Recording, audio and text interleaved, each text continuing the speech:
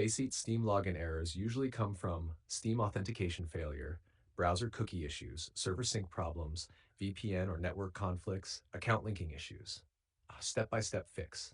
Fix 1, check Steam status. Make sure Steam is online and not down. Restart Steam completely. Fix 2, use correct browser. Open FACEIT in Google Chrome Edge. Avoid outdated browsers. Try incognito mode. Fix 3, clear cookies and cache. Clear browser cache. Delete cookies for FACEIT Steam. Restart browser and try again.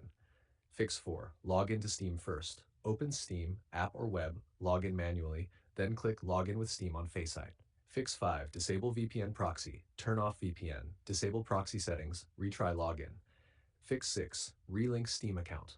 If login loops or fails, log into FACEIT if possible. Go to Account Settings, unlink Steam, link again. Fix 7, disable extensions. Turn off ad blockers. Disable privacy security extensions. Try again. Fix 8, run Steam as admin PC. Close Steam. Right-click, run as administrator. Retry login. Fix 9, contact support.